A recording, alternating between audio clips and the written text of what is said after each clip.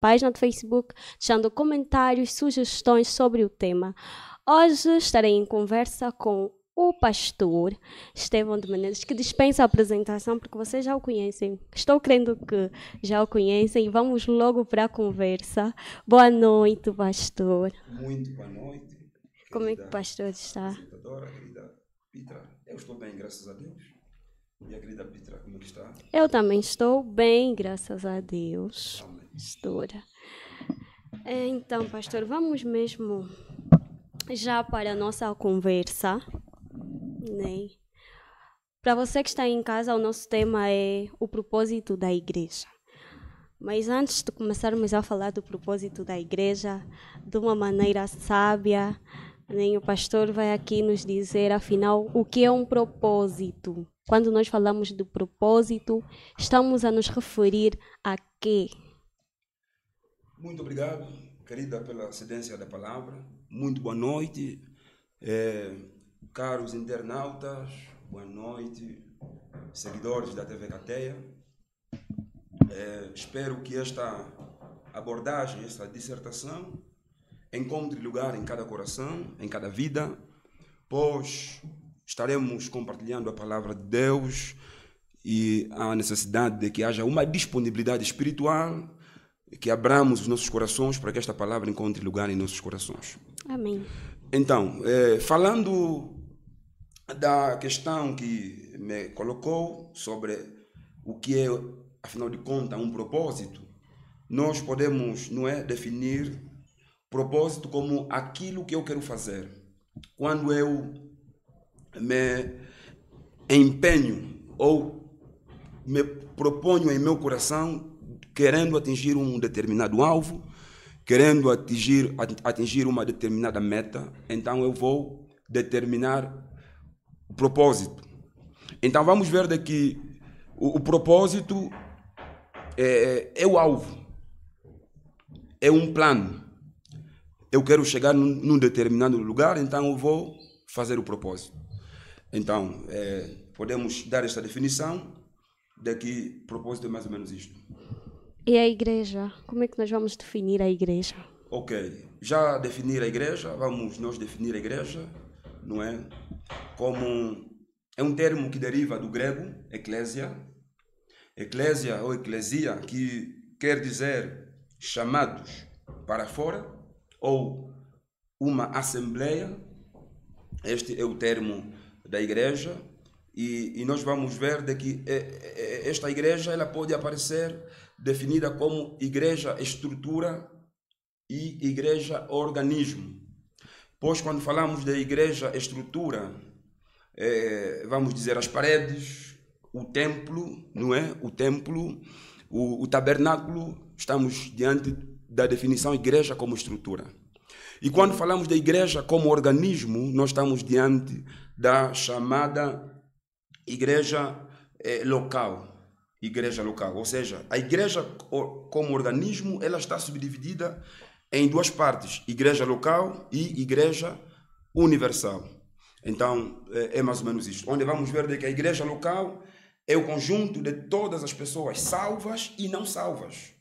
Estamos a falar as denominações religiosas, estamos a falar da igreja local, a Assembleia de Deus Pentecostal, estamos a falar da IECA, Batista, Católica. Estas são igrejas locais. E quando falamos da igreja universal ou igreja como corpo de Cristo, estamos a falar daquelas igrejas, ou seja, estamos a falar da igreja composta por todos aqueles que são salvos, os que nasceram de novo. Os da igreja católica, os que nasceram de novo, da igreja protestante, da igreja do Bom Deus, da igreja ADP, Assembleia de Deus Pentecostal. Então, a junção de todos estes que nasceram de novo é que vão constituir a chamada igreja universal, que vão, ser chamada como corpos ou membros do corpo de Cristo. Muito obrigada, pastor. A você que está aí do outro lado, já sabe que pode interagir conosco, deixando comentários e sugestões sobre o nosso tema. Estamos a falar do propósito da igreja. Se tiver curiosidades, venha cá, sinta-se à vontade e de maneira sábia abordaremos cá em estúdio sobre este assunto. O pastor falou da igreja local e falou sobre a igreja universal. Afinal de contas, qual é o propósito de ambas igrejas? O propósito de ambas igrejas, vamos ver de que a igreja local é a igreja visível. E dentro da igreja local é onde nasce a igreja universal. Não é possível fazer parte da igreja universal sem antes fazer parte da igreja local. Na igreja local é onde nós conhecemos o Senhor Jesus Cristo como Senhor e Salvador. E na medida que vamos nos relacionar com Ele, nós atingimos, não é? Passamos da igreja, ultrapassamos o véu, passamos da igreja local e fazemos parte da igreja universal. Só para ter uma ideia de que quando o Senhor Jesus Cristo vier, Ele vai não arrebatar a igreja local, Ele vai levar consigo a igreja universal. Porque dentro da igreja local vamos encontrar convertidos, não é? E não convertidos. Vamos encontrar pessoas honestas e pessoas desonestas. E é isso que acontece muitas das vezes, que muitos têm uma má concepção da igreja, pois dizem que a igreja não são sérias, na igreja tem pessoas que caluniam, que se metem na vida dos outros. Eu quero dizer ao caro internauta de que estamos diante de uma mistura, onde o Senhor Jesus, lá em Mateus capítulo 13, vai dizer de que deixai ambos crescer. O joio e o trigo. O joio e o trigo estão todos na igreja local. Então o Senhor Jesus vai dizendo, deixai ambos crescer. Então, vamos ver de que esta igreja é apenas uma, mas não é dividida em duas partes. E o propósito da igreja, não é?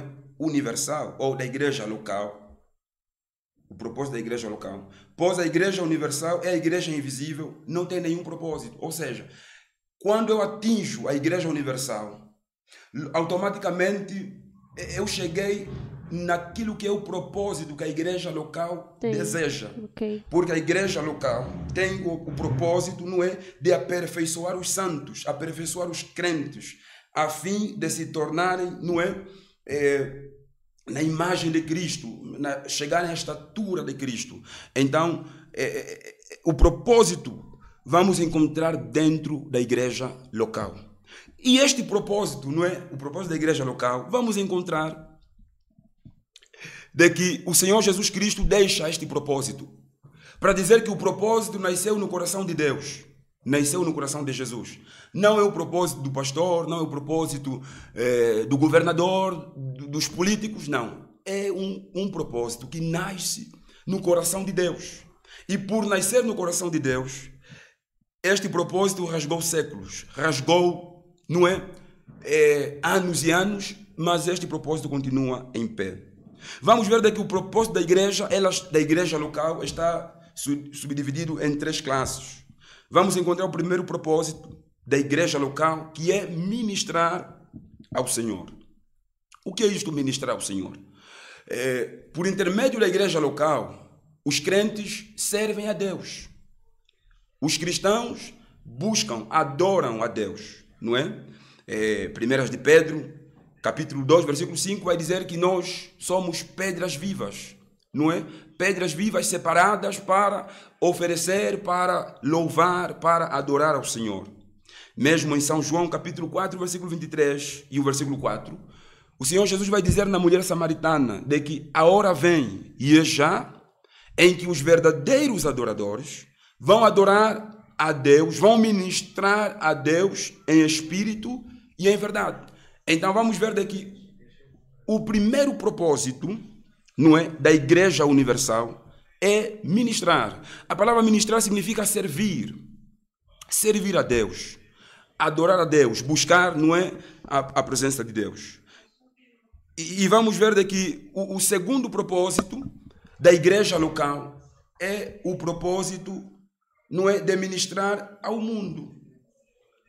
Ministrar ao mundo. Primeiro, a igreja local ministra a Deus, adora a Deus, busca a Deus, serve a Deus.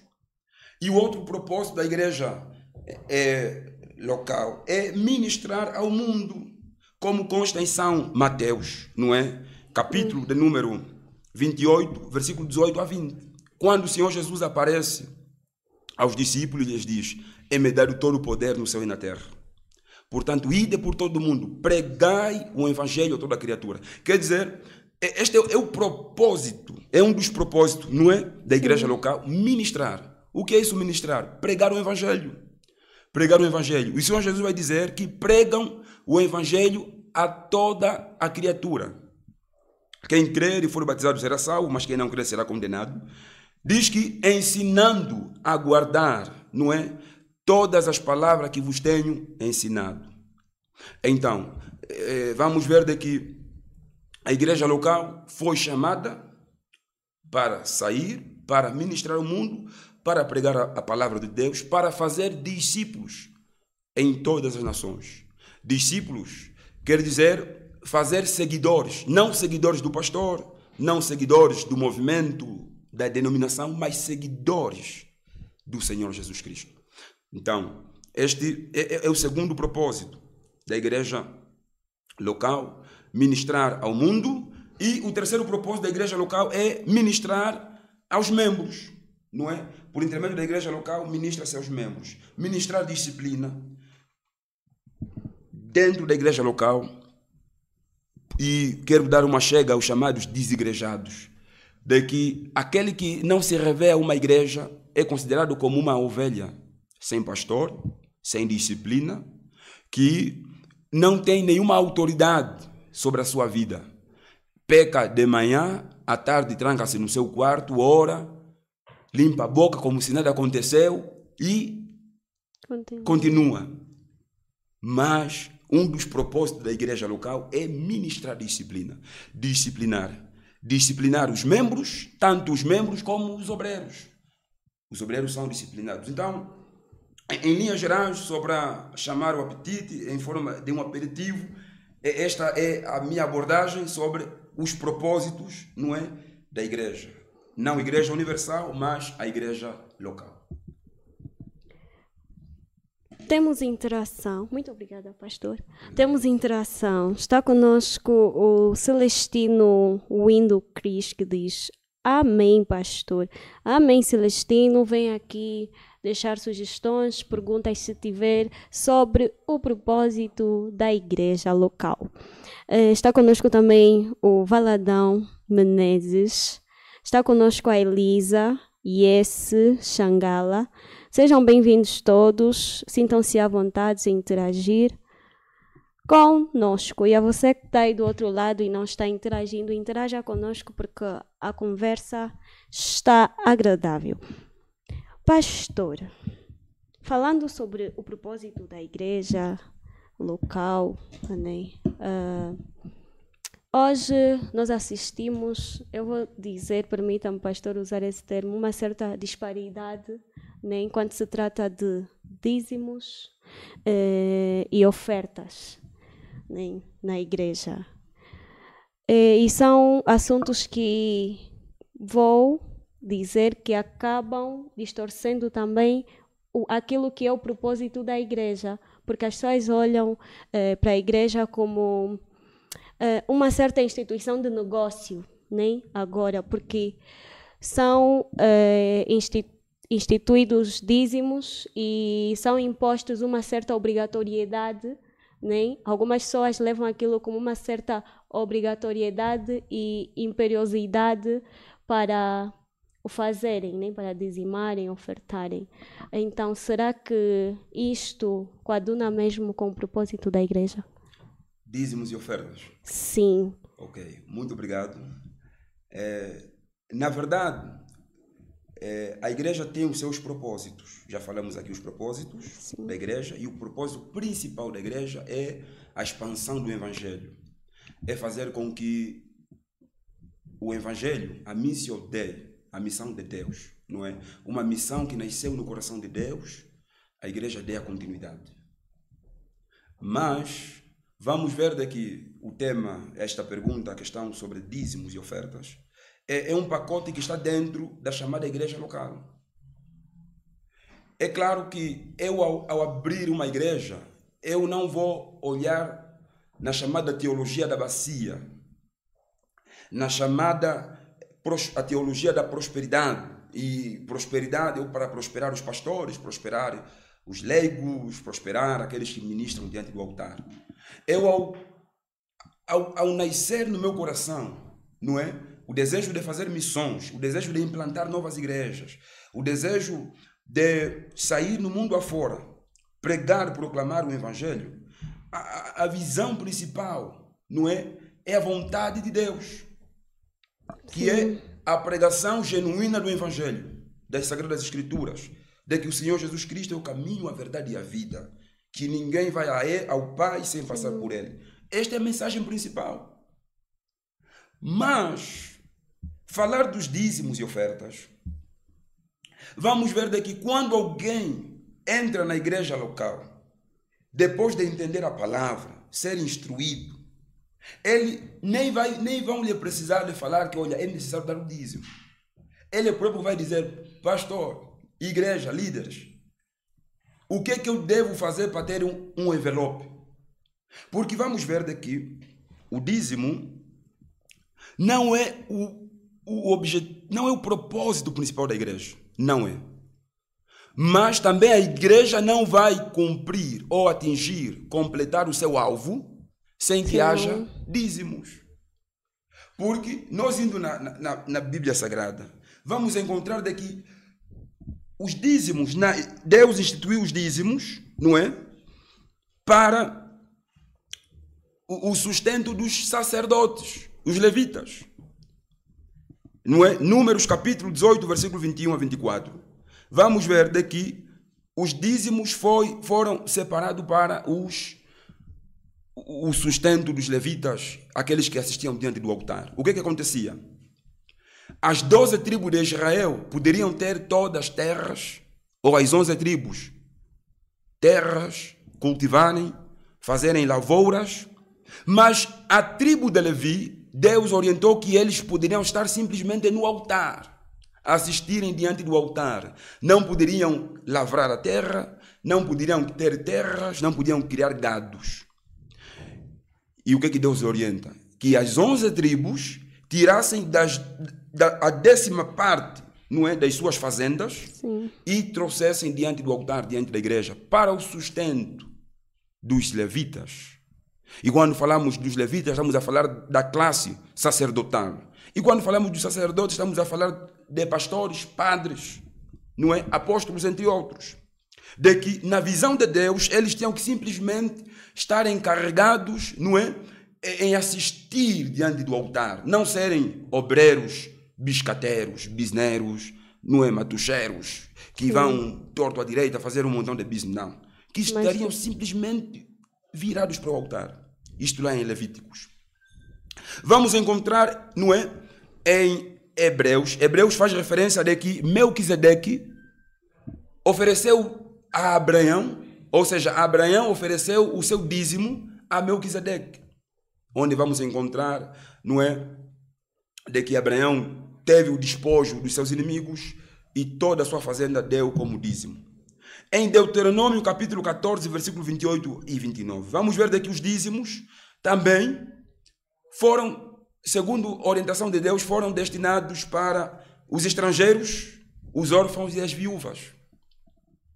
Então, a igreja não tem como atingir o seu alvo, se não houver dízimos. O governo, no OGE, não tem um orçamento virado para as igrejas. As igrejas, elas subsistem, permanecem até hoje, não é, por causa de homens e mulheres que entraram na igreja local, entenderam a palavra de Deus e sem coação, sem ameaça, de livre, espontânea, porque é espontâneo quando alguém é convertido, verdadeiramente convertido. E segundo Douglas Miller, ele dizia de que um dos princípios, um dos primeiros passos para a apostasia, e quero dizer que a apostasia é deixar de fazer o correto, adorava já não adora e a igreja já não vai. Um dos princípios para a apostasia é se abster de dar o dízimo. E muitos, com a sua vida decaída, pois a fidelidade ao dízimo é um termômetro. Até que ponto eu estou bem com Deus? É um princípio de temor, é um princípio de obediência. Então, a igreja não tem o propósito principal o dízimo, mas o dízimo faz parte, não é, daquilo que são as ordenanças. Porque Malaquias, capítulo de número 3, versículo 10, diz: trazei todos os dízimos à casa do tesouro, para que haja mantimento na minha casa. E alguns vão dizer que não, isso ficou lá no Antigo Testamento. Jesus, em São Mateus 23, 23, faz menção do dízimo. Quando ele diz que ai de vós hipócritas, que se apegam mais na hortelã, no dízimo da hortelã, do endro e do cominho, deixando, não é, o mais essencial, que é o amor, a justiça e a misericórdia. Ele disse: façam, portanto, as primeiras coisas, ou façam estas coisas, o quê? A misericórdia, o amor e a justiça, não omitindo as primeiras, não omitindo o dízimo. Então, o dízimo não é o propósito principal da igreja, mas ajuda, faz com que a igreja atinja o seu propósito. Por intermédio do dízimo, eu vou ganhar almas, vou evangelizar. Diz-se, missões, o propósito da igreja faz-se com os joelhos que oram, faz-se com, não é, os pés dos que vão e faz-se com as mãos dos que dão. Dos que dão. Então, o principal propósito da igreja é a expansão do evangelho. Sim. Este evangelho só será expandido se haver recursos. Tem que haver recursos. Sim, pastor. O pastor falou que o dízimo, né? Ao dizimarmos, vamos respeitando o princípio da obediência, do temor, né? Só dizima aquele que está bem com Deus? Ou o dízimo aceito é só daquele que está bem com Deus? Ok. Vamos ver. Daqui, o dízimo, dar o dízimo também é uma expressão de gratidão. Porque a 10ª parte, durante um mês, durante 30 dias, o Senhor me livrou, não é, das doenças, me deu forças para trabalhar. E um princípio da educação, uma posição, um gesto educativo, alguém que sente-se agradecido. Sim. E ele pega do seu salário a 10ª parte, ganha 100 mil, tira 10 mil e mete no envelope, leva à igreja. Um ato de gratidão. Um ato de gratidão. Não é que essa pessoa, se calhar, seja salva. Sim. Pode ser que ainda ela não é salva, mas a sua educação de berço, de pequeno, aprendeu que em tudo deve ser agradecido. E ele entendeu de que o dízimo não se dá na rua, não se dá no mendigo, mas a instituição que Deus orientou onde devemos levar o dízimo é na igreja. Então ele simplesmente faz isso. Mas a Bíblia diz que a gratidão gera vida, a ingratidão gera morte. Então, se a ingratidão gera morte, então a gratidão gera vida. Esta pessoa que, mesmo não sendo salva, tem esse gesto de dizimar ao Senhor, de financiar a obra. Este não está muito longe da salvação. Porque ele entendeu, ele inclinou o seu coração, propuseu no seu coração, não é? Investir na obra do Senhor. Porque dar o dízimo é investimento. Em outras palavras, o dízimo é semente. É semente. Ele decidiu semear. Ele está a semear, e, enfim. Então, nem sempre o que dá dízimo chega a ser uma pessoa salva. Agora, a ajuda que eu quero dar é de que, mais do que nós darmos o nosso dízimo, nós devemos dar o nosso coração a Deus. Eu sou pastor da igreja, eu lidero um centro, e eu não estou muito preocupado com os dízimos dos fiéis. Eu estou mais preocupado com a saúde espiritual dos crentes. E muitas das vezes os pastores têm a tentação de a massagearem, passarem um bálsamo naquele crente. É um bom dizimista, mas não ter compromisso com Deus, não quer compromisso com Jesus. É um desigrejado. É o crente mais amado pelo pastor. Eu não amo esses crentes. Não, aqueles pastores que têm... Sim, que dão com o olho no dízimo. Sim, nada a ver, pastor. É verdade. Sim. Eles mimam esses crentes. Sim. Mas cuidado, porque a Bíblia diz que ai dos pastores mercenários, que estão mais preocupados, em vez de estarem preocupados com o peso das ovelhas, estão preocupados com a gordura das ovelhas. Eu tenho que estar preocupado se a minha ovelha está a pesar, peso espiritual, se tem saúde espiritual. Eu não vou ficar preocupado com a gordura. Gordura foi promovido no emprego, o salário aumentou, então está mais preocupado com a gordura do que com o peso. Então, Deus, mais do que valorizar o nosso dízimo, valoriza o nosso coração. Valoriza a intenção do nosso coração. Ele quer que nós nos relacionemos com Ele, mais do que dar o dízimo. Então, é mais ou menos isto. Agora, Deus aceita o dízimo dos que não são convertidos? Esta pergunta, a resposta é um pouco... Eu fiz uma pergunta retórica. A resposta é um pouco dura. Quando Jesus, no templo, estava a assistir os que estavam a ofertar, os publicanos e fariseus davam a sobra, o que lhes sobrava, com todo orgulho e para serem vistos. E Jesus viu uma viúva a dar a única moeda que tinha. E Deus disse, olha, entre todos vocês, esta ofertou melhor, porque ela ofertou de todo o seu coração. Não ofertou para aparecer, não ofertou não tendo relacionamento comigo. Então, cuidado. Jesus, Deus pode negar a nossa oferta. Porque até a Bíblia diz que se eu estou em crise com o meu irmão, não é? Eu tenho litígio com o meu irmão. Eu não posso, se eu ir na igreja, vou deixar a minha oferta. Não vou ofertar, deixo a minha oferta de lado, vou correr, me reconciliar com o meu irmão. Depois de fazer as pazes, volto, não é? Vou voltar para ofertar. Então, Deus quer que nós ofertemos, nós dizimemos.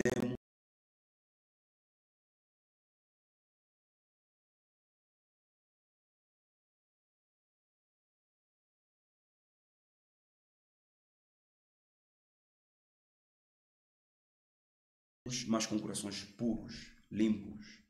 Pois este é o propósito da igreja. Tornar as pessoas puras para darem ofertas puras.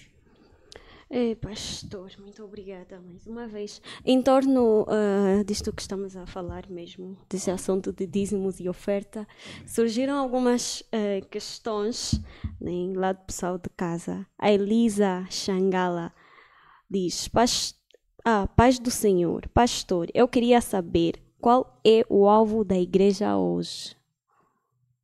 O alvo da igreja hoje. O alvo da igreja é mesmo esse tema que nós estamos aqui a abordar, de que o alvo da igreja, o principal alvo da igreja é ganhar o mundo. Há uma história, não história, ou uma parábola. Parábola essa de que o Senhor Jesus chegou nos céus. E quando ele chega nos céus, os anjos lhe perguntaram, você morreu, ressuscitou, sofreste tanto, ressuscitaste, vieste aqui em cima, e daí? Quem vai passar às outras pessoas o que você sofreu, o que você passou, o propósito pelo qual foste no mundo? Jesus responde a um dos anjos que fez a pergunta. Deixei lá 12. Deixei um método. E o método é, deixei uma igreja, deixei 12. E outro anjo perguntou, e se esses 12 falharem? Jesus respondeu, se esses 12 falharem, não tem o plano B. Ou eu não é. Eles estão proibidos de falhar. O propósito, o alvo da igreja é continuar aquilo que o Senhor Jesus Cristo começou. Ganhar almas. Levar, não é? Porque Jesus vai dizer em São Lucas, capítulo 19, versículo 10, porque o Filho do Homem veio para salvar, veio para buscar e salvar aquilo que se havia perdido. Então, o alvo da igreja é achar os perdidos, levá-los de volta a Deus, fazer discípulo. E essa missão de fazer discípulo não é missão do pastor só, não é missão simplesmente dos evangelistas. Essa missão de fazer discípulo é a missão de todos aqueles que se entregam ao Senhor Jesus Cristo. De que todo aquele que se entrega a Jesus, automaticamente está a receber uma comissão, está a receber uma missão de ir, de sair, de ir evangelizar. Então, fazemos discípulos por intermédio das nossas obras. Se todos fossem como o pastor Estevão, não é vender o meu peixe e não é me gabar. Sim. Eu tenho pessoas na igreja que me abraçam no final do culto, dizendo: pastor, és uma influência para a minha vida. Amém. És um modelo para a minha vida. E eu, quando ouço aquilo, eu digo: meu Deus, se cada um de nós, se todos aqueles que se congregam nas igrejas tivessem pelo menos uma pessoa, cada um de nós termos uma pessoa, que quando nos olham, vejam Cristo em nós, o mundo seria diferente. Então, o alvo da igreja é nós impactarmos as pessoas por intermédio das nossas obras, por intermédio das nossas ações, por intermédio da nossa conduta, não é? E já vamos, mais em frente, já vamos falar, quando falarmos sobre os dons espirituais, vamos falar sobre isto. Sim. Este é o alvo da igreja. Ganharmos almas, fazermos discípulos. E fazer discípulo não é só missão do pastor, é missão de todo membro que se congrega na igreja. É isso mesmo. A Elisa depois vai se pronunciar se está satisfeita ou Amém. não. Espero Há que uma esteja pergunta, satisfeita. há uma pergunta aqui, é meio provocadora. Pode vir a pergunta. Ele diz assim, a apresentadora Cecília Pitra: eu tenho uma questão, pastor. Estamos sim em um mundo da globalização, mas é certo ter um TPA na igreja para o pagamento de dízimo ou mesmo oferta? Amém. Olha, a pergunta é pertinente. Ter o TPA na igreja chega a ser um pouco... qual é o termo que eu vou aplicar? Chega a ser um pouco escandaloso. Essa é a terminologia que eu vou aplicar aqui. Porque para hoje por hoje, os TPAs estão nos supermercados, nos quinguileiros, nas lojas, nas Há praças. TPA em quase tudo, pastor. Até Sim. em pequenos negócios há TPA. Em pequenos negócios há TPA. A igreja que tem TPA na igreja, ou a igreja local que tem TPA, eu não vou condenar em primeira mão. Porque eu, pessoalmente, tive crentes que pediram: pastor, queremos um TPA na igreja. Pastor não colocou. Nós não colocamos o Por TPA quê? na igreja porque não para condenar os que fazem isto, Sim. mas acho que chega a ser um princípio. Primeiro, vamos lá. Quando eu tenho o dízimo, vou partir daí. Quando eu tenho o dízimo quando cai, a Bíblia diz que tire a 10ª parte. Depois de você, se você pega o dízimo, vai no Mamadou, risca um saco de arroz. Vai aí numa loja, no papá, não sei o que, fulano, uma caixa de óleo. Disse que isso já não é dízimo, o que fica é resto. O normal é o dízimo saiu, você antes de fazer qualquer movimento tem que tirar a 10ª parte. Sim, pastor. Antes de qualquer movimento, vou lá para a igreja onde tem TPA, risco. Posso ir num ATM, posso ir num balcão, posso pegar o multicaixa expresso e fazer a transferência. e trazer o comprovativo. Mas o TPA é rápido, pastor. Sim, o TPA é rápido. O TPA é rápido. Mas vai dar uma imagem de que a igreja está com um princípio de candonga, um princípio de negócio. Isso mesmo. E tira o prestígio. Sim. Tira o prestígio. Não, eu não marginalizo os que fazem isto. Mas o normal, o mais sensato mesmo, é não haver TPA na igreja, porque vai escandalizar. Até porque também eu acho que, não tenho a certeza porque nunca tratei antes, nem nunca fui para o banco também me informar, mas eu acho que tem um fim mesmo comercial. É um fim comercial. Sim, é um fim comercial. Então, se colocarmos um TPA na igreja... E as igrejas que têm TPA, eles têm algumas desvantagens. Porque a cada dia tem que fazer o fecho. E ao fazer o fecho, o banco desconta uma margem. Ok. Para a manutenção, por aí fora. Eu não domino bem isso, mas ao fazer o fecho, é dispendioso. É dispendioso. Já fomos aconselhados, não convém não, é dispendioso, enfim. Então, sim. É por aí. Mas também não é lícito, pastor. Não é lícito ter um TPA. É verdade. Sim. O Celestino Xising diz: Pastor, e quanto aquelas almas que fogem na igreja porque cobram ou falam muito de dinheiro, essas igrejas estão certas se a missão da igreja é salvar almas? Amém. Esse domingo é paz. Estamos a contribuir 5.000. Próximo domingo, mais 5.000. No culto semanal, 2.000 kwanzas. Sempre contribuição. Amém. Essas igrejas estão a perder o foco. Estão a perder o alvo, o propósito pelo qual o Senhor instituiu. Porque longe de nós perder um crente, porque no grupo estão a contribuir e eu não tenho dinheiro, como vou contribuir? O alvo da igreja não é este. Então, a igreja tem que voltar para a essência. A igreja tem que voltar para a originalidade, para aquilo que é o propósito pelo qual Deus a instituiu. Os dízimos e as ofertas não é o clímax, não é o alvo, não é o ponto crucial, não é, de uma determinada igreja. São subsídios, são complementos. São complementos. Agora, você até pode, você pode lamentar de contribuições, porque as contribuições não podem ser exageradas nas igrejas.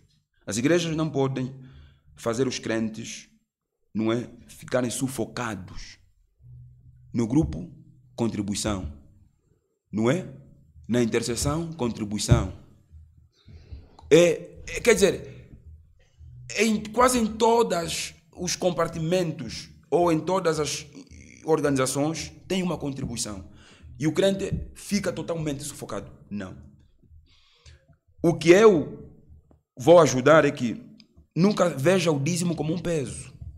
O dízimo não é um peso. O dízimo não pode ser um peso. E o dízimo não é nosso.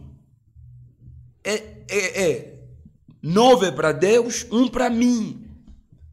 Então, eu posso lamentar, resmungar de contribuições, mas quando trata-se de dízimo, é uma instituição divina, é Deus que instituiu.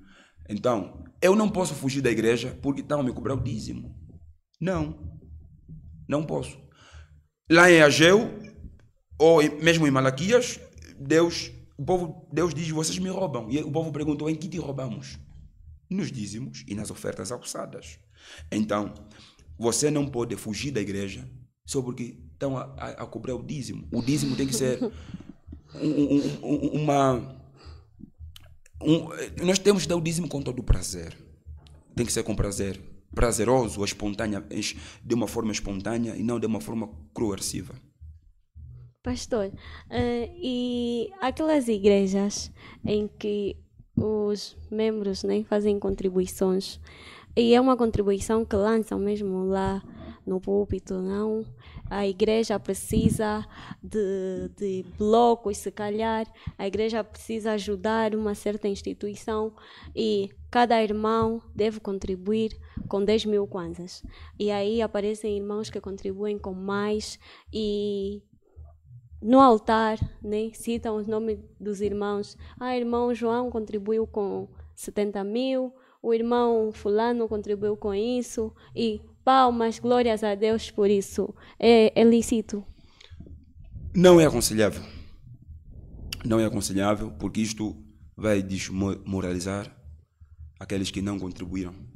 Primeiro, eu estou aqui a correr um risco, porque eu sou pastor, não é? E os crentes estão a me acompanhar. Vou anular muita coisa que estou a fazer, e, enfim. Mas é assim. Quando a Bíblia fala sobre contribuição, mesmo no Antigo Testamento, Paulo recolhia os donativos, as contribuições, para levar aos irmãos de Jerusalém, para os irmãos da Macedônia, para os irmãos que estavam a passar por uma determinada necessidade. Mas esta contribuição é segundo o que propuser o coração do contribuinte.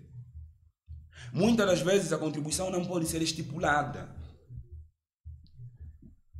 O que propuser o meu coração, dentro das minhas capacidades, é o que eu vou contribuir. Porque às vezes vou estipular 10.000, há quem vai querer dar 100.000. Então, muitas das vezes, a contribuição tem que ser: amados irmãos, queremos ajudar a missão tal, queremos ajudar a congregação tal, e queremos levantar uma contribuição. O que Deus propuser no teu coração, então venha trazer ao altar. Tem que ser o que propuser o coração. E não, a Bíblia diz: o que a mão direita dar, a esquerda não pode saber. Não é divinizar uns e diabolizar outros. Não emancipar uns e acalcar ou rebaixar os outros. Não é aconselhável. Não é aconselhável. Mesmo há irmãos que não gostam que os seus nomes sejam citados. Sim. E eticamente falando, não é bom. E temos que proteger estes irmãos que são bons contribuintes. Porque se estes irmãos não forem protegidos... Mas olhando sempre para o coração, né, pastor? Olhando sempre para o coração, velando sempre para a sua vida. Isso, a salvação. A salvação. Isso. Está salvo ou não está? Isso mesmo. Eu tenho irmãos que são bons contribuintes. E eu protejo-os, não os ponho. Porque ao expor eles, na igreja tem charlatões, burleiros, e vão começar a ver: epa, tem um cangamba aqui, tem alguém que contribui bem. Então, este pode ser algo. As receitas médicas, tudo é lá com o irmão. É com ele. Alguém quer fazer chiquilha, alguém quer fazer um negócio, vai no irmão. É com o irmão. E esse irmão está na igreja. E ele vai sentir sufocado. Sim. Então, nós protegemos estes irmãos. Esses irmãos têm que ser protegidos, porque há muitos crentes... Proteger os bentos cangambas da igreja. Há crentes de má fé e vão quer casar, está a correr do irmão. Seja meu padrinho. Seja meu padrinho por aí fora. Então, é mais ou menos isto. A contribuição tem que ser o que propuser o nosso coração. É isso mesmo. E dar com alegria, porque a Bíblia diz que Deus se alegra os que dão com alegria. Amém. Eu espero que o nosso internauta esteja satisfeito com a resposta. Não é lícito colocarmos TPAs nos ATMs e também não é lícito estarmos aí a divulgar os nomes dos nossos irmãos contribuidores ativos, os melhores. É verdade. O Celestino pergunta: pastor, então não poderíamos anunciar as ofertas? As ofertas sim, né? Mas não quem oferta. Amém. As ofertas, há igrejas que têm o chamado relatório do culto.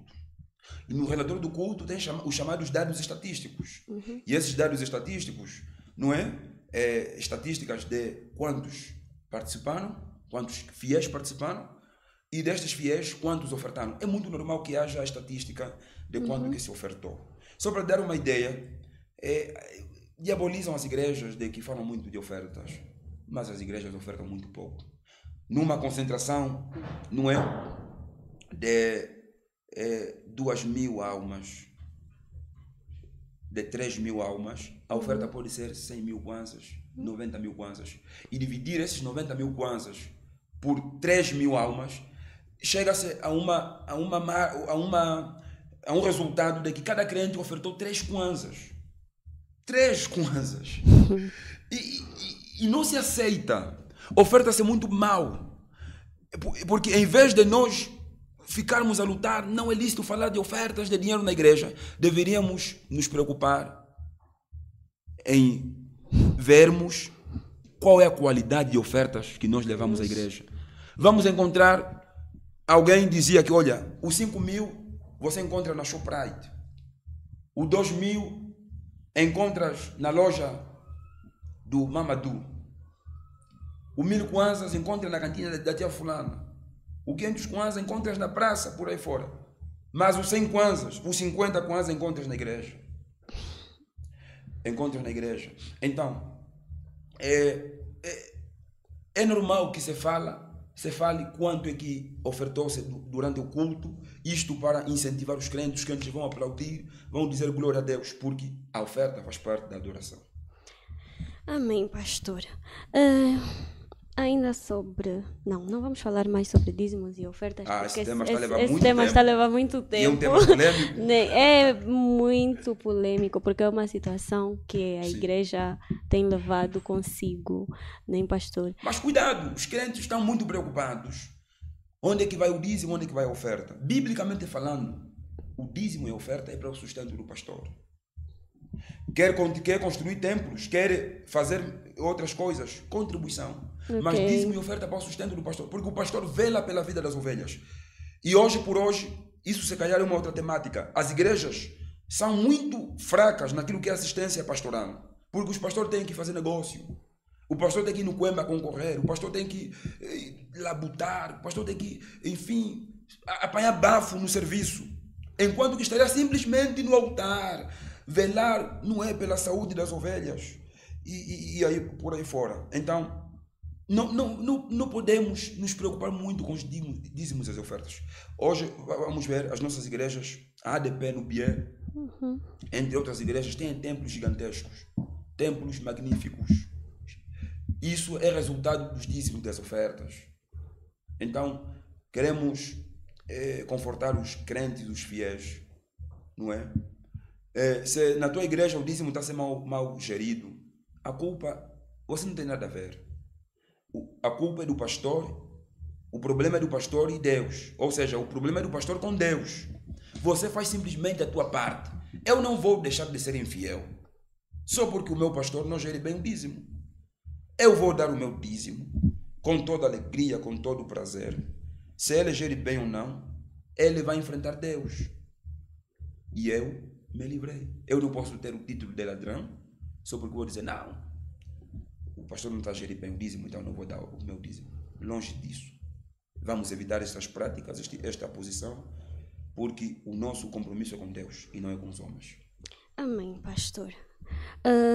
Pastor, línguas estranhas, curas milagrosas, revelações, profecias, são factos da igreja atual, né?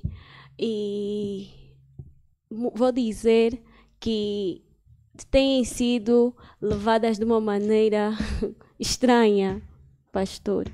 Então, queremos que o pastor fale um pouquinho sobre os dons espirituais. Amém. Vamos ver daqui, falar dos dons espirituais, nós estamos a falar do elemento que o Senhor Jesus deixou para a igreja cumprir o propósito. Estamos ainda no propósito. Os dízimos e ofertas são elementos que a Bíblia orienta para que a igreja atinja os objetivos. Os dons, falar dos dons, também estamos a falar, não é, da qualidade que uma igreja deve ter para cumprir com eficácia os seus propósitos, o seu objetivo. Porque o Senhor Jesus ao subir para os céus, ele diz aos seus discípulos que ficai em Jerusalém, não se apartam de Jerusalém, ficam lá, não é? E nós estamos na semana, ou há 2 semanas, não é? Vamos entrar a uma semana para o Pentecostes, que é o cumprimento da descida do Espírito Santo, e que para muitos a igreja começou no dia de Pentecostes. Atos dos Apóstolos, capítulo 2, é aí onde a igreja começa, a igreja chamada igreja local, a igreja como missão. Então o Senhor Jesus vai ver daqui, os dons são indispensáveis para a igreja. Eles tinham que ficar em Jerusalém para que fossem revestidos. Porque nós temos o Espírito Santo quando aceitamos a Jesus. Ele vem habitar em nós.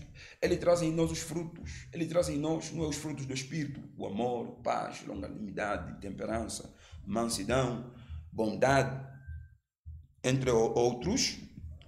Mas o mesmo Espírito também deseja que nós sejamos batizados. E os dons é a capacitação do Espírito Santo na vida do crente. E vamos encontrar em 1 Coríntios, no capítulo 14, adiante, onde vamos encontrar os chamados dons espirituais. E os dons espirituais, eles estão divididos em 3 grupos, em 3 classes. Onde vamos ver que o primeiro tipo de dons é os dons de poder. Os dons de poder, estamos a falar a fé, o dom de fé, não a fé salvífica, mas é o dom da fé, de que me faz fazer coisas extraordinárias por intermédio do dom da fé. Estamos a falar do dom da cura e o dom da operação de milagres. Esses 3 dons estão na classe dos dons de poder, demonstração de poder. E esses dons são essenciais e indispensáveis nas igrejas. Vamos encontrar a outra classe de dons, não é? Que é a segunda classe de dons, que é dons de inspiração ou dons de expressão, que é o dom da profecia, a variedade de línguas e a interpretação de línguas. E por fim vamos encontrar os dons de revelação, que é a palavra da sabedoria, a palavra da ciência e o dom de discernimento de espíritos. Todos esses dons são indispensáveis para a igreja. Por intermédio dos dons de poder, a fé, a cura e a operação de maravilhas, a igreja vai assistir os crentes que vêm na igreja com muitos problemas de doenças, problemas de dificuldades. Então, a igreja também tem este propósito, não é? De satisfazer as necessidades espirituais dos crentes. Então, é indispensável. Agora, a maneira como nós vamos usar esses dons é que deve ser com ordem. Porque o apóstolo Paulo orienta que os dons devem ser manifestos, com ordem. O apóstolo Paulo entra na igreja de Coríntios. Uma salada, não é? Todos querem impor as mãos, todos querem profetizar, todos querem curar, todos querem orar em línguas. Então Paulo vai, não para banir ou tirar ou abolir os dons, mas ele vai para colocar ordem. Que quando um tiver a profetizar, tem que ser um de cada vez, não pode ser todos ao mesmo tempo. Quando um tiver a orar em línguas, tem que haver intérprete. O dom da interpretação, tem que haver intérprete. Se não tiver intérprete, então não adianta orar em línguas. Porque imagine todos a orar em línguas, entrar um descrente, vai ver que esses estão loucos. É Escândalo. Diferente do dia de Pentecostes. No dia de Pentecostes, todos oraram em línguas. Mas qual é o milagre que houve? É de que os que ouviam, os que estavam de fora, ouviam Deus ser glorificado na sua própria língua. Se eu tivesse um chinês, ouvia Deus ser glorificado em mandarim. Quer dizer, o próprio Espírito Santo encarregou-se em interpretar no ouvido dos que ouviam as línguas. Então, se não houver intérprete, ore em línguas, ou no coração, ou em silêncio, ou baixo, porque é importante orar em línguas. A oração em línguas é a manifestação ou a expressão física do batismo no Espírito Santo. Quando alguém é batizado no Espírito Santo, Uma das manifestações é orar em línguas. Ele até pode ter os seus dons. O dom da cura, o dom da profecia, o dom do discernimento de espíritos. Mas a manifestação física, em que ele vai mostrar nas pessoas de que é batizado no Espírito Santo, é a oração em línguas. Pode ser também a alegria. Pois o eunuco, Atos dos Apóstolos, capítulo 8, versículo 30, não é? 30, 31, 32, 36. Vai dizer que depois dele de ser batizado nas águas, eles saíram das águas e seguiu. Foi gostoso, alegre, regozijado. Alegria. Quer dizer, a manifestação de que este foi batizado no Espírito Santo é de que ele ficou alegre. Alegria no Espírito também é uma manifestação física, uma evidência física do batismo no Espírito Santo. Então, os dons são importantes na igreja, pois ajudam a igreja a cumprir o seu propósito, o propósito principal, que é a expansão do Evangelho. Sim, o pastor falou sobre falar em línguas como um dos símbolos do batismo no Espírito. Mas isso significa que quem fala em línguas é avivado? Nem sempre. Eu tenho amigos que confessam de que eles ficavam na televisão, em frente no tempo do Marco Feliciano, quando o pastor Marco Feliciano pregava. Eles ficavam assim em frente, assistindo o vídeo, o DVD, e ensaiando línguas estranhas. Alguém veio e me disse de que ele tem o alfabeto das línguas estranhas. Ribro. Significa isso. Não sei que. Não quero aqui escarnecer o espírito, pois há muitos pregadores que escarnecem. Não é? Fazem o quê? Escarnecer ou banalizar as línguas estranhas. Vão brincando com línguas estranhas. Isso é algo sério. Mas alguém me disse que conhece o alfabeto, o A, B, C, D das línguas estranhas. Isso não é verdade. Não pode. Então, nem sempre os que oram em línguas estranhas estão a mostrar que têm o Espírito Santo. Estão a mostrar que têm comunhão com Deus. Existem línguas estranhas falsas. Línguas bem estranhas. Tinham que ser estranhas no ponto de vista de não serem conhecidas pelos homens, mas sim discernidas por Deus, mas bem estranhas, porque até o próprio Deus desconhece estas línguas. Então, ok. Desconhece. Mas é invenção dos homens. O que é que acontece? As línguas, nem todo que ora em língua é batizado no Espírito Santo. Sim. Porque as línguas podem ser imitadas. Ok. Marco Feliciano, ao orar em línguas, ele está a sentir a presença de Deus. Quem vai lhe assistir e querer lhe imitar, esse já está a falsificar. É plágio. É você pegar plágio uma autoria. Na oração. Sim. É você pegar um artigo, algo que não é teu, algo que você não sente, não nasceu no teu coração. E você faz daquilo as tuas palavras, ou enfim, existem plágios, não é? Plagistas de línguas estranhas, que vão fazendo plágios, vão imitando. Eles estão a orar em línguas, mas é imitação. Porque o orar em línguas você está a sentir Deus, está a sentir a presença de Deus, está a sentir, e você já não tem palavras para expressar, e você começa a falar em mistério. Porque quem ora em línguas, diz o apóstolo Paulo, que está a se edificar a si mesmo. Está a se edificar. Mas quem profetiza está a edificar a igreja. Então, é por aí. Falas em línguas, és avivado, mas nem sempre falar em línguas te torna avivado. Nem palavras do nosso pastor. Está conosco o Rodrigo Scusecala, que diz: Paz do Senhor, pastor Estevão, saudações a Cecília Pitra. Minha pergunta é: saber que Jesus Cristo é Filho de Deus pode ser considerado dom? Saber que Jesus Cristo é Filho de Deus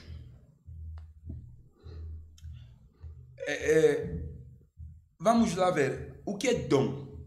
Dom é presente. É dádiva, não é? Então, é claro que se eu saber, chegar ao conhecimento de que o Senhor Jesus Cristo é Filho de Deus, pode ser um dom, porque isso não foi dado a todos. Esta dádiva de que Jesus é Filho de Deus, de que Jesus é o caminho, a verdade e a vida, é uma dádiva, é um presente que não foi dado a todos. Porque Jesus mesmo, a Bíblia, o apóstolo Paulo, em Efésios capítulo 2, versículo 8, vai dizer, porque pela graça sois salvos.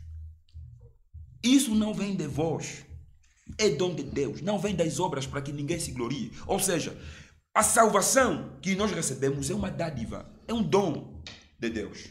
É claro que não é dom, não está na classe dos dons do Espírito, mas é um presente de Deus, é uma dádiva de Deus. Reconhecer que Jesus é o Filho de Deus. Pastor, e aquelas igrejas que estão simplesmente voltadas à cura, à profecia?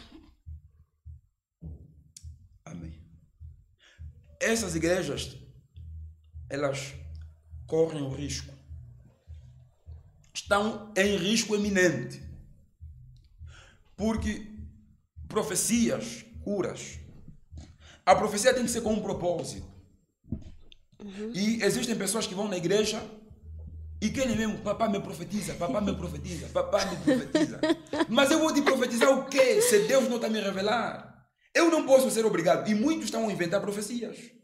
Com certeza. Porque devido a este desejo exacerbado por parte dos fiéis, esta obsessão de que culto só é culto, onde há profecia.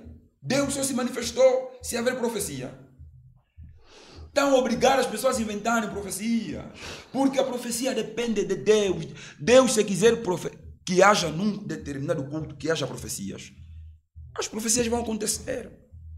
Mas não pode ser por força nem por violência. Curas, as curas é dentro da soberania de Deus, dentro da vontade perfeita.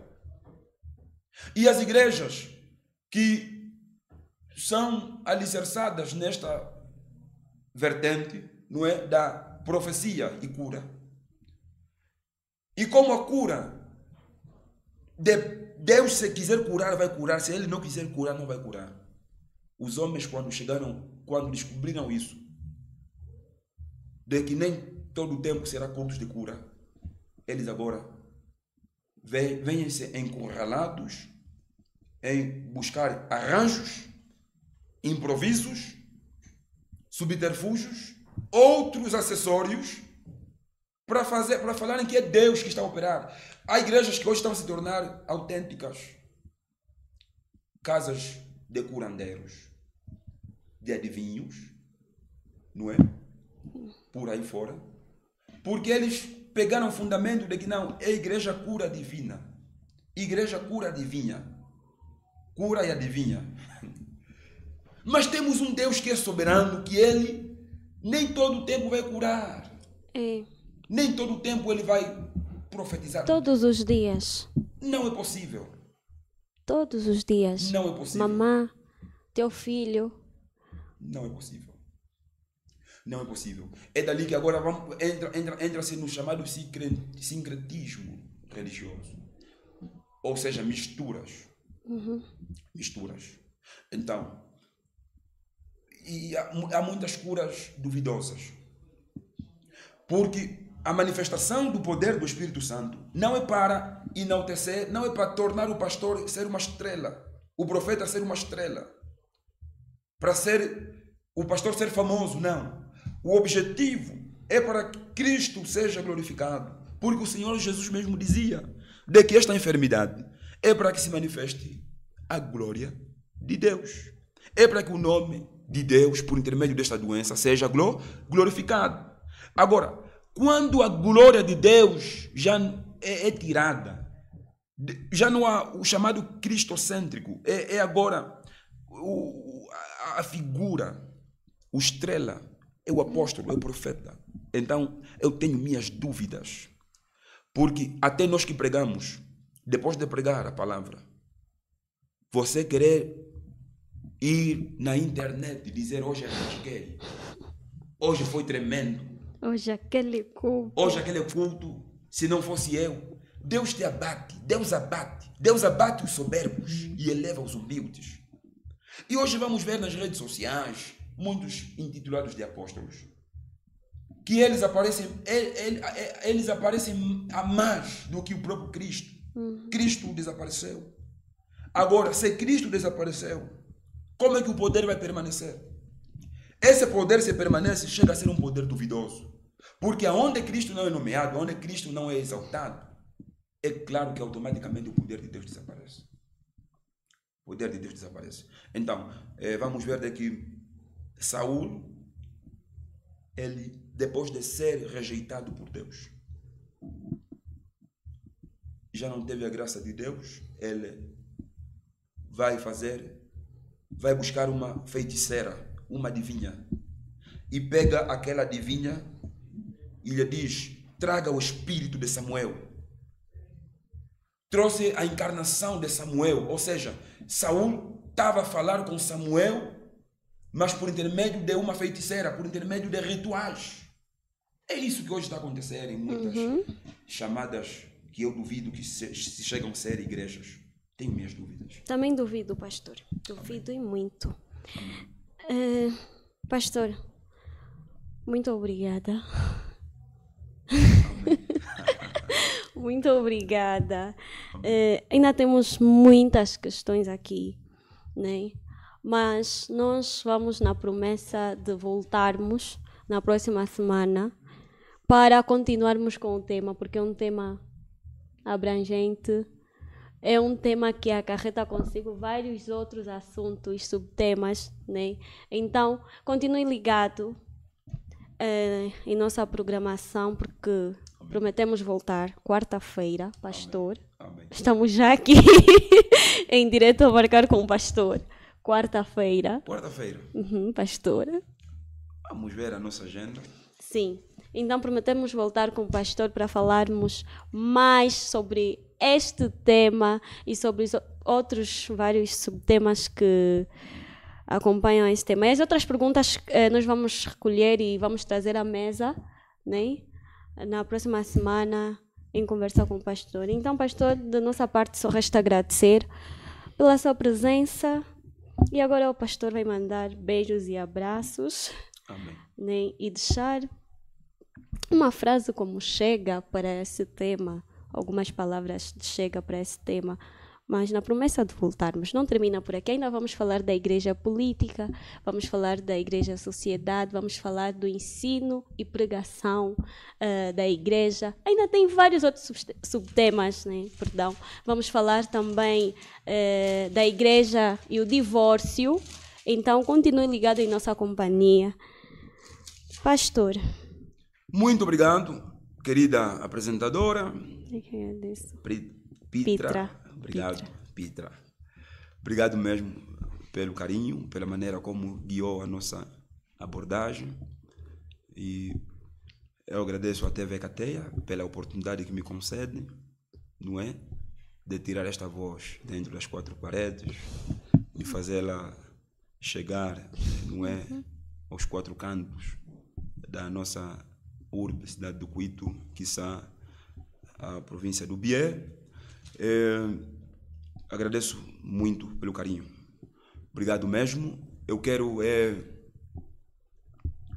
mandar abraços, saudações, não é? A minha família, a minha querida esposa, aos meus filhos. Mandar abraço aos meus pais, a todos os meus irmãos, a todo o colégio de obreiros. Mandar abraço a toda a igreja, a comunidade de Ebenezer, todo Ebenezer, toda a ADP ao nível da província do Bié. Eu mando saudações calorosas com a santa e bendita paz do Senhor. E deixando aqui uma palavra-chave, encontramos em Hebreus, não é? Em Hebreus capítulo 13, que não devemos deixar de nos congregar, não devemos deixar a nossa congregação como é o costume de muitos, como é o hábito de muitos. Não vamos ser desigrejados.